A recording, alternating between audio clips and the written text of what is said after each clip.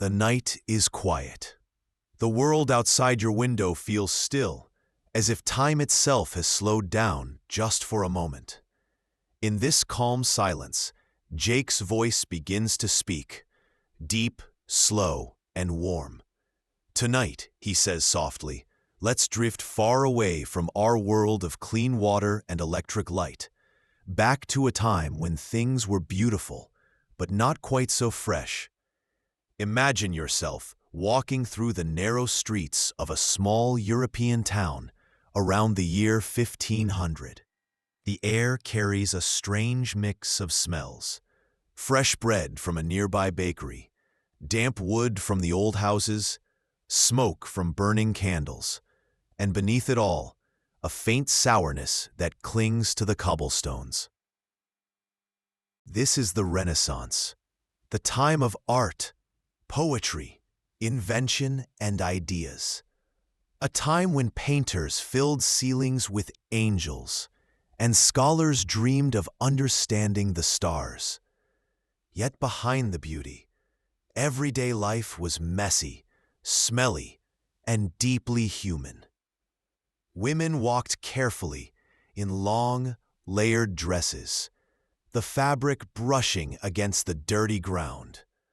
The hems soaked up the dust and mud of the streets, and when rain came, they carried the smell of the earth itself. Water was not trusted. People feared it carried disease.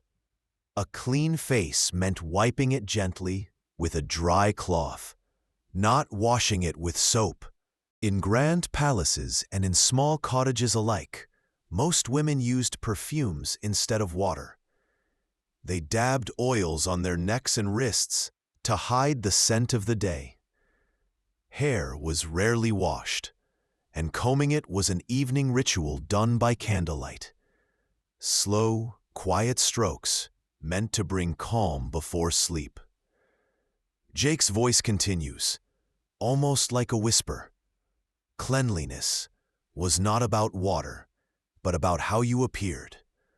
The smell of roses could hide the smell of sweat. A silk gown could hide the marks of labor. And in that world, people lived, loved, and dreamed, just as we do. As you listen, the scene becomes clearer, the glow of lanterns, the sound of distant footsteps, the gentle laughter from a tavern far away. The Renaissance comes alive, not through paintings, but through its scent, its silence, and its strange, forgotten habits. And as the night deepens, Jake pauses for a moment. His voice softens even more. "Tonight," he says, "we won't rush.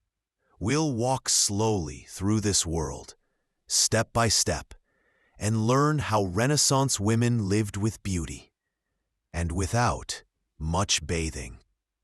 As the night deepens, Jake's voice flows like warm air through an open window.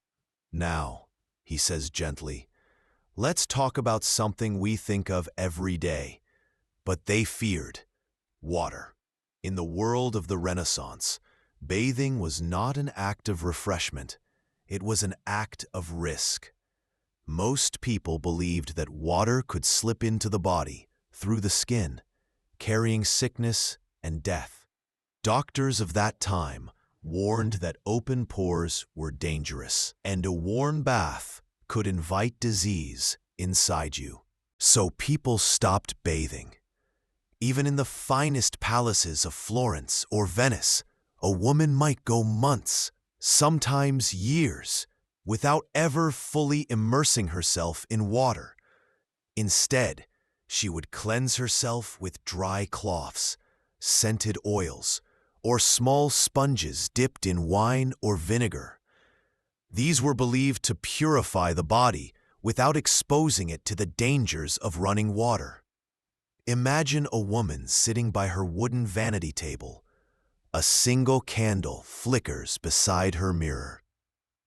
In front of her are small glass bottles, not of soap or shampoo, but of oil, perfume, and powder. She takes a soft linen cloth, dips it into rose water, and wipes her neck, her arms, her face. That gentle wipe is her bath. The rest of the day's dirt remains hidden beneath perfume and silk. Bathhouses, once common in medieval times, had nearly disappeared. They were seen as sinful, places of temptation and disease. The church discouraged them, so the grand tubs went dry, and the art of bathing became something only whispered about, a strange, forgotten luxury. Jake pauses, his voice slow and thoughtful. "It's strange," he murmurs, "to think that something we now find so comforting, a warm shower, was once feared as dangerous. But that's how history changes. What feels natural to us tonight felt deadly to them." He lets the silence breathe for a moment. You can almost hear the echo of water dripping somewhere, far away, a sound they once avoided, but you now find soothing. As the candlelight flickers, Jake continues softly. And so, for centuries, people hid from water. They covered their scent with flowers and their fear with faith. In their minds, to stay dry was to stay safe. And with that calm reflection, the night drifts deeper toward the next quiet ritual of Renaissance life. The candle burns lower now. Its tiny flame dances in the still air as Jake's calm voice returns, slow, warm, and almost like a lullaby. In the Renaissance, he begins gently, perfume was not a luxury. It was survival. Imagine a world where water was feared, where soap was rare, and where clothes were washed only a few times a year. The air itself carried the scent of smoke, sweat, animals, and earth. To live in that world meant to live among smells. And so, people didn't fight them, they covered them. Women kept small bottles of scented oils and pomanders, tiny bowls made of silver or gold, filled with herbs, cloves, and dried roses. They carried these close to their skin or wore them on delicate chains. Every time they moved, a faint sweetness drifted through the air, hiding the musk of unwashed fabric and hair. Jake's voice slows, almost whispering. Perfume, for them, was more than beauty. It was health. People believed that sweet smells could protect against disease, that a pleasant scent could purify the air around you. In her quiet chamber, a Renaissance woman might spend an hour mixing oils. She would take a few drops of amber, a touch of jasmine, and maybe crushed herbs from her garden. The mixture would be rubbed gently into her hair or behind her ears. It didn't clean, but it comforted. Even the clothes were perfumed. Dresses were stored with lavender and mint to mask the scent of sweat and smoke. Gloves were soaked in rose oil before being worn to court. When she lifted her hand to speak, people smelled flowers instead of the world outside. Jake smiles softly in his voice. "It's strange, isn't it?" he says. "How something meant to hide dirt became a mark of grace. The scent of a woman was her signature, her quiet way of saying she belonged to refinement, not the street. The idea of perfume was almost spiritual. Sweet smells meant virtue, while foul odors were seen as sin.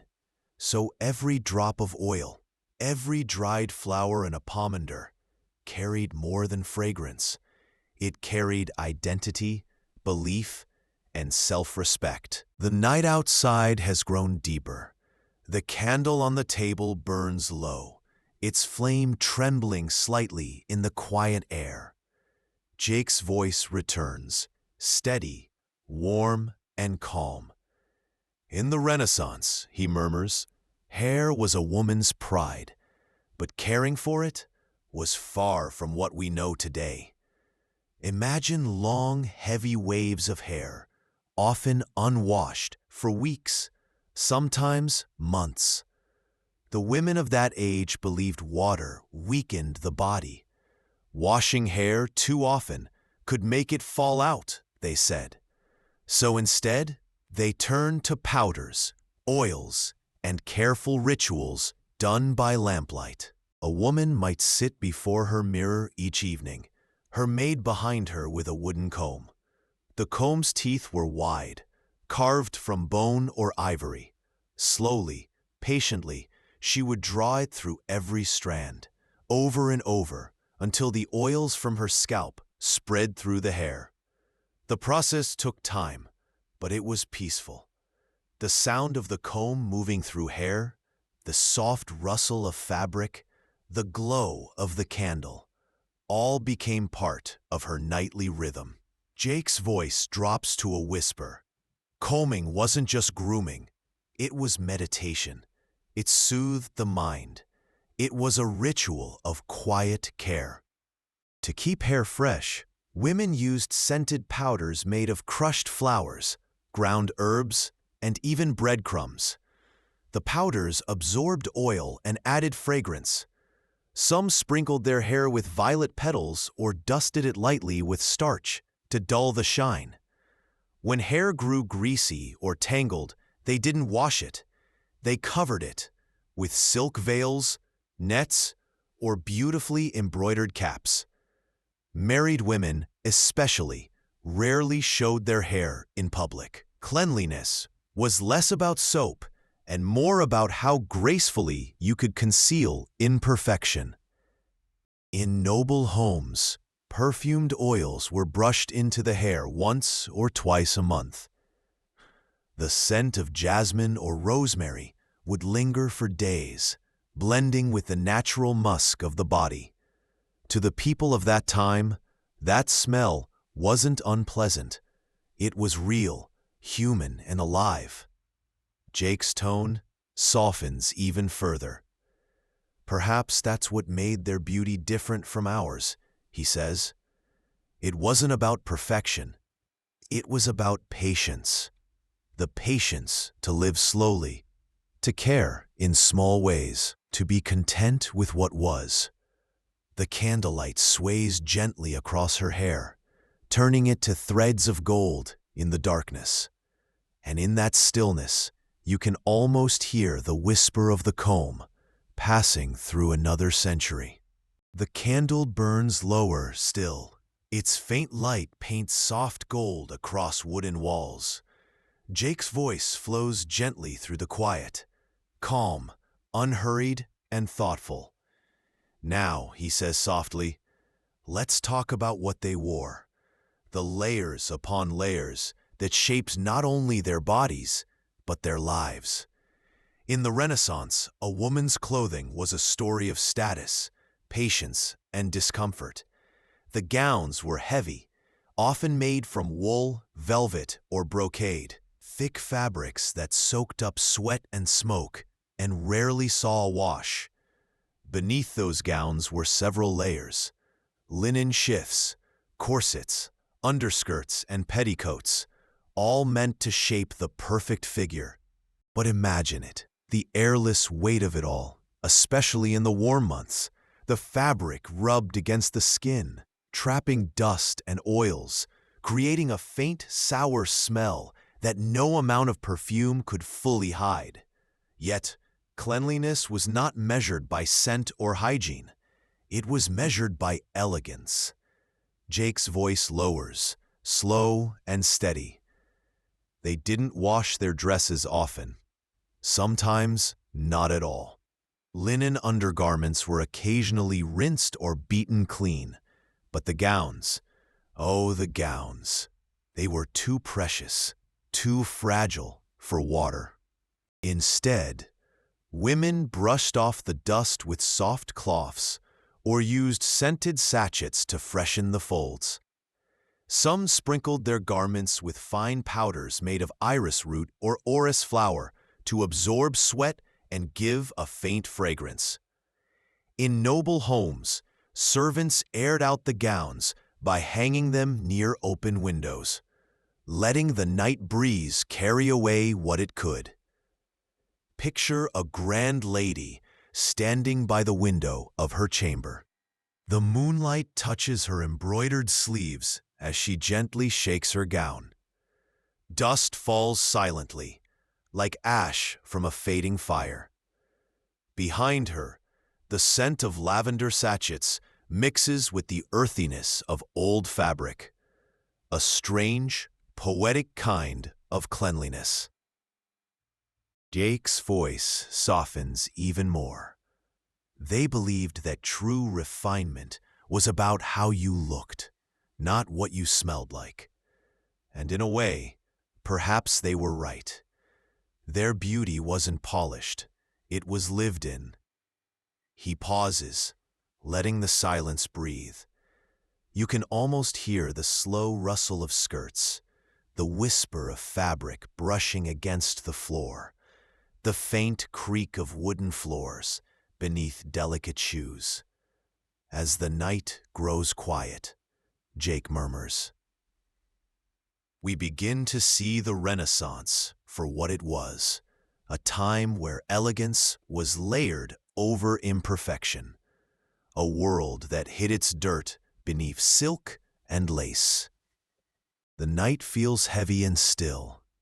The candle burns low, leaving long shadows across the old stone walls.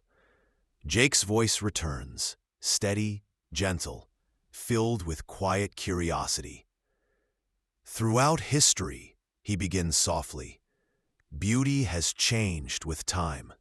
But in the Renaissance, beauty was pale, almost ghostly pale. And to reach that perfect paleness, women were willing to suffer quietly. Imagine standing before a mirror carved from polished bronze. The light is dim, just enough to see your face. A Renaissance woman studies her reflection, searching for that smooth, white skin that marked elegance and purity.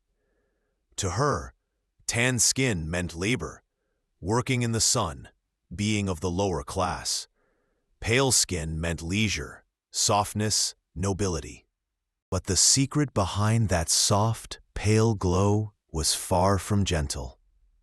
Women used a cosmetic called ceruse, a mixture of white lead and vinegar. They would spread it over their faces, necks, and even their chests. It gave them a beautiful porcelain look, but slowly poisoned their skin and sometimes their lives. Jake's voice slows further, almost whispering. They didn't know what it was doing. The smoothness came first, then the cracks, the sores, the pain. But still they smiled, still they painted, still they believed they were perfect. For rouge, they used crushed cochineal insects or red ochre to give color to their cheeks. Lips were tinted with berries, sometimes even with mercury-based mixtures. Eyebrows were plucked thin, and veins were drawn with blue pigment to make the skin appear even paler. Each morning was a slow ritual. Layer by layer, the face became a mask of beauty. And each night, that mask was gently wiped away with cloth soaked in rosewater or milk, leaving behind tired skin beneath the powder. Jake lets a quiet sigh slip into his voice. They lived in a world where beauty came before comfort, where a touch of powder mattered more than a breath of clean air. The candle flickers, and for a moment you can almost see her. A woman dressed in silk, touching her face softly with a white cloth, the scent of vinegar and roses in the room. Perhaps, Jake says, that's what makes history so human. The need to be beautiful, even when it hurts. And as the flame dims, the night folds deeper around the story, hiding secrets beneath powder, silk, and sleep. The candlelight grows faint now, like a memory fading in the quiet air. Jake's calm voice returns, slow and deep, wrapping every word in warmth. In the Renaissance, he said softly, a smile was not meant to be shown, not because people were cold, but because their teeth were. Imagine a noblewoman sitting in her chamber, dressed in silk, her face powdered white, her lips tinted a deep rose. She laughs politely, covering her mouth with her hand, not out of modesty, but habit. For behind that graceful gesture hides a truth of the time. Teeth were rarely white, and rarely whole. Toothbrushes, as we know them, did not exist. People cleaned their teeth with rough cloths or with twigs dipped in wine or salt. Some rubbed crushed herbs, charcoal, or even ashes on their teeth to remove stains. But these methods were harsh. They wore the enamel away, leaving teeth sensitive and dark. Jake's voice slows further, almost whispering. They didn't have toothpaste or dentists. Toothache was a part of life, one more ache in a world that lived close to pain. In wealthy homes, women used mint, cloves, and sage leaves to freshen their breath. They chewed tiny bits of cinnamon bark or rinsed their mouths with vinegar, hoping it would mask the sourness of decay. Perfume for the mouth, not cleanliness, but disguise. And yet, in paintings of that era, you'll rarely see anyone smiling with teeth. Artists knew beauty was in the eyes, in the skin, in the stillness of expression. A closed mouth was elegance. A wide smile was crude. Jake pauses, letting the silence breathe for a moment. It's strange, he murmurs, how we see a smile as warmth, but they saw it as shame. Their beauty was not in showing joy, but in hiding it. The candle flickers once, and you can almost see her, a Renaissance woman, standing by a window, the faint scent of cloves in the air, her lips pressed softly together, a quiet grace in restraint. Cleanliness, he says, is one of those things we take for granted. But in the Renaissance, it was a rare comfort and often an impossible dream. Imagine walking through the narrow streets of a Renaissance town, Florence, Venice, or London. The streets are alive with sound. The creak of carts, the calls of merchants, the chatter of people. But there's another layer to that world, a faint, constant smell that hangs in the air. A mix of animals, smoke, sweat, and waste. There were few proper toilets. In many homes, people used chamber pots, small ceramic bowls or metal containers. These were kept under beds or in corners of rooms. When filled, they were emptied, not into a drain, but often out the window, into the street below. The cry "Gardez-le" in old cities like Edinburgh or Paris warned passers-by to step aside before the contents splashed onto the cobblestones. Jake's tone stays calm, never mocking, only curious. It was simply life, he says. They didn't see it as filth, just the way the world was. The air was always alive with scent, good and bad, together. In castles and noble homes, there were privies, small rooms built into the walls, with wooden seats above stone shafts that led outside or into a pit. Servants were tasked with cleaning them, carrying away waste in barrels or buckets. Even in the grandest palaces, the smell lingered faintly in the corridors. Perfumed herbs like rosemary and thyme were scattered on floors to mask it. Picture a noblewoman walking through her chambers. She passes by bowls of dried flowers and small bags of lavender tied with silk. They can't truly cleanse the air, but they make it bearable. The mixture of fragrance and decay becomes the scent of the age. Human, real, and constant. Jake's voice grows softer. In their world, people didn't chase away smells. They lived with them. They covered them, accepted them, and carried on. Perhaps that's what made them stronger. The ability to find grace in imperfection. He pauses, and for a moment you can almost hear the quiet drip of water somewhere in the distance, the hush of wind through an old street, and the heartbeat of a world that was never fully clean, but always alive. As the night deepens, Jake whispers, "The world of the Renaissance breathes around us, imperfect, human, and strangely peaceful." The night has grown older now. The moonlight lies soft and silver across the old cobblestones. Jake's voice continues, steady, thoughtful, as if he's walking beside you through time. In the Renaissance, he begins softly, people believed that sickness floated in the air, not in germs or invisible creatures, but in something they called miasma, the bad air. Imagine standing in a small village at dusk. The air feels heavy after a hot day. A faint smoke from kitchen fires drifts between the houses.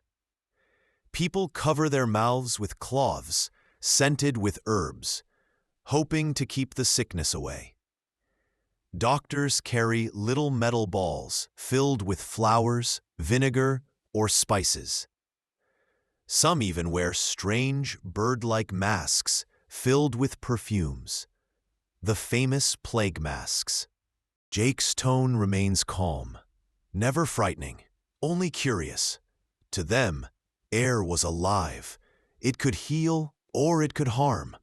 So they burned herbs, opened windows, or carried scented bags, all to protect their breath. Bathing was rare because many believed that water could open the pores and let bad air in. So instead of washing, they wiped their skin with cloths dipped in wine or vinegar. Rich women might use scented oils instead, rubbing them into their skin after brushing away the dust of the day. It wasn't truly clean, but it smelled divine. Jake smiles gently in his voice, a soft chuckle almost hidden. They thought the cleaner you smelled, the healthier you were. So perfume became medicine. Lavender wasn't just pleasant, it was protection. In the cities, the air carried the scent of life, cooking fires, candles, people, animals. And within that air floated the fear of invisible sickness. But still, people lived. They walked through the same markets, laughed at the same jokes, fell in love under the same moon. The world was full of danger, yet it was also full of ordinary peace. Jake pauses, letting silence settle like mist. They didn't know what germs were, he says softly, but they knew the rhythm of the seasons. When illness came, they prayed, they burned incense, they waited. Sometimes that was enough. You can almost picture the warm glow of a candle beside a bed, a woman whispering a prayer, a man pouring wine into a wooden cup, the gentle sigh of wind through an open window. Life continued, tender and fragile. Pause. As the night drifts onward, Jake whispers, "The Renaissance world teaches us something quiet, that fear and hope often breathe the same air." The candles have burned low now. Their light flickers gently on the old stone walls, painting slow-moving shadows. Jake's voice feels almost like part of the night itself, calm, steady, peaceful. The Renaissance, he says quietly, was not only about art and kings and discoveries. It was about ordinary people, living, working, laughing, and dreaming, even when life was not so clean or easy. Imagine walking once more through a quiet Renaissance street. The noise of the day has faded. Shops are closed. Windows are shuttered. Somewhere, a dog barks once, then falls silent. The faint smell of wood smoke drifts through the cool air. You can hear the soft murmur of people saying their prayers before sleep. Women brush their hair by candlelight. Men sit by small fires, mending shoes or sharpening knives. A mother hums a lullaby to her child, wrapping them in blankets that smell faintly of herbs and earth. Life is simple, imperfect, and deeply human. Jake's voice softens even more. Perhaps that's the truth hidden beneath the beauty of the Renaissance, he says, that people found warmth, love, and peace, even in a world that was never spotless or safe. He pauses for a long pause, gentle breath, the kind that feels like time itself slowing down. They didn't need perfection to feel alive. They just lived, and somehow, that was enough. You can almost hear the quiet hum of insects in the summer night, the gentle creak of wooden shutters, the slow rhythm of the world falling asleep. Women brush their hair by candlelight. Men sit by small fires, mending shoes or sharpening knives. A mother hums a lullaby to her child, wrapping them in blankets that smell faintly of herbs and earth. Life is simple, imperfect, and deeply human. Jake's voice softens even more.